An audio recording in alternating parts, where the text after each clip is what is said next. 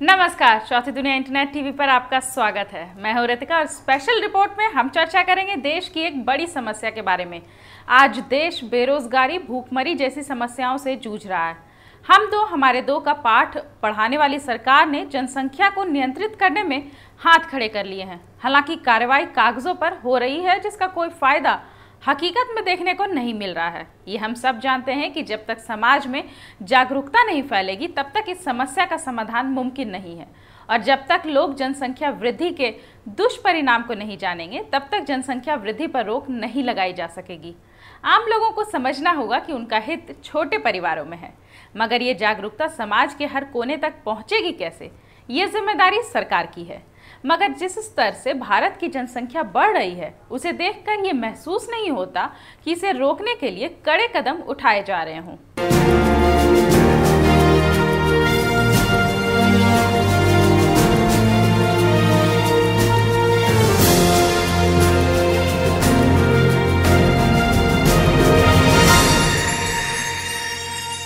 देश की वर्तमान जनसंख्या 1 अरब 22 करोड़ है। विश्व में सबसे अधिक जनसंख्या 1 अरब 34 करोड़ चाइना की है और हमारा देश भारत जनसंख्या के मामले में दूसरे नंबर पर है। आंकड़ों के अनुसार विश्व की कुल जनसंख्या में 17.31% जनसंख्या हमारे देश की है। यह जानना आश्चर्यचकित करेगा कि विश्व में हर छठा आदमी भारतीय है। इस पर काबू पा लिया जाए, इसलिए सन 2000 में राष्ट्रीय जनसंख्या पॉलिसी ने कुछ लक्ष्य तय किए। साल 2045 तक पॉपुलेशन स्टेबलाइजेशन हो सके, इसके लिए कुछ पॉलिसीज बनाई गई, जिसमें नेशनल पॉपुलेशन पॉलिसी ने कुछ एम बनाए, जिसके तहत ये तय किया गया कि 2010 तक कुछ पैमाने बना लिया जाए तो 2045 तक पॉपुलेशन स्टेबलाइजेशन की स्थिति हो जाएगी। इनमें पहला है, देश में मैरिज, प्रेगनेंसी और डिलीवरी का 100% रजिस्ट्रेशन हो। दूसरा, देश में 100% विवाह सही उम्र यानी लड़की की 18 साल और लड़के की 21 साल में हो। तीसरा, देश में 80% डिलीवरी हॉस्पिटल्स में और 100% डिलीवरी ट्रेंड नर्सेज ही करवाएं। चौथा, प्रति lakh post delivery maternal death 100 हो और इन्फेंट मोर्टेलिटी रेट प्रति 1000 केवल 30 हो। साल 2000 में तय की गई नेशनल पॉपुलेशन पॉलिसी के आधार पर ये मान लिया गया कि 2010 में देश की जनसंख्या 1107 मिलियन होगी और इसी अनुमान को ध्यान में रखकर इसी डेटा को मैच करने की कोशिश में सरकार ने योजनाएं बनाई।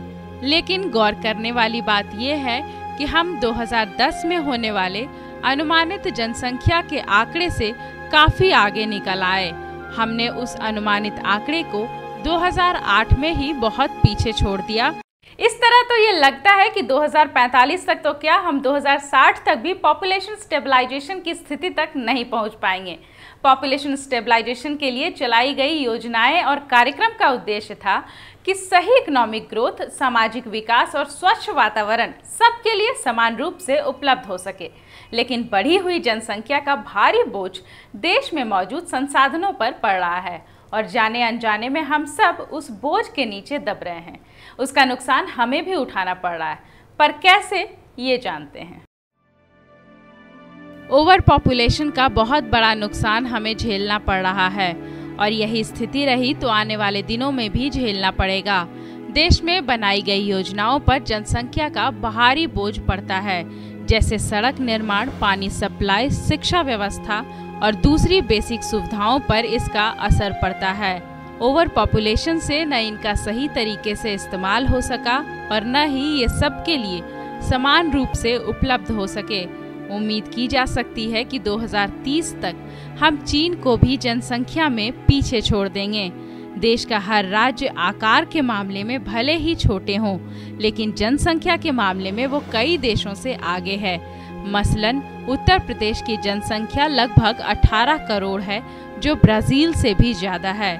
महाराष्ट्र की आबादी 10 करोड़ है, जो मेक्सिको से ज्यादा है। बिहार की आबादी जर्मनी से ज्यादा है। वेस्ट बंगाल ने 8 करोड़ की आबादी के साथ वियतनाम को पीछे छोड़ दिया है। आंध्र प्रदेश फिलीपींस का मुंह चिढ़ा रहा है।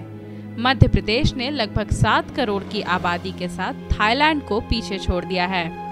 तमिलनाडु जनसंख्या के मामले में सबसे ज्यादा अनुशासित राज्य माना जाता है, लेकिन वहाँ फ्रांस से ज्यादा आबादी है। राजस्थान की आबादी इटली से ज्यादा है तो गुजरात की आबादी साउथ अफ्रीका से ज्यादा है। उड़ीसा की आबादी अर्जेंटीना से ज्यादा है तो केरल कनाडा से आगे है। झारखंड 3 करोड़ की आबादी को लेकर उगांडा से आगे है तो असम 3 करोड़ की आबादी के साथ उज्बेकिस्तान से आगे है। हमारे यहाँ सबसे कम आबादी वाला राज्य उत्तरांचल ऑस्ट्रिया से कहीं आगे है। इसी तरह दुनिया के कई देश भारत में मौजूद हैं, लेकिन संसाधनों के मामले में हम इन मुल्कों से कहीं पीछे हैं। संसाधन और क्षेत्र के मामले में अमेरिका हमसे कई गुना आगे है, लेकिन जनसंख्या के मामले में कई अमेरिका भारत में समा जाएंगे। इस तरह सीमित संसाधनों के बीच हमारा देश बहुत बड़ी आबादी का बोझ ढो रहा है। वैसे आंकड़ों में बगैर उलझे हम कह सकते हैं कि बजट में सबसे कम प्रावधान हेल्थ सेक्टर के लिए ही होता है, जहां एक छोटी बीमारी के इलाज के लिए ग्रामीण इलाके के लोगों को दिल्ली स्थित एम्स आना पड़ता है। समस्या केवल स्वास्थ्य सुविधाओं का ही नहीं है, बल्कि आज़ादी के 63 सालों के बाद भी देश में बेसिक इंफ्रास्ट्रक्चर का भारी अभाव है। आज भी गरीबी, अशिक्षा, प्रदूषण, बेरोजगारी, स्वास्थ्य, बिजली, पानी और अनाज की समस्या से देश की 75% जनसंख्या परेशान है। अब इस हिसाब से अनुमानित जनसंख्या के आधार पर जो दूसरी मूल जरूरतों की योजनाएं बनाई गई, उन पर अतिरिक्त जनसंख्या का बोझ आ गया। ऐसे में वो योजनाएं भी फेल हो गई। मगर जनसंख्या वृद्धि से नुकसान केवल हमारा ही नहीं है।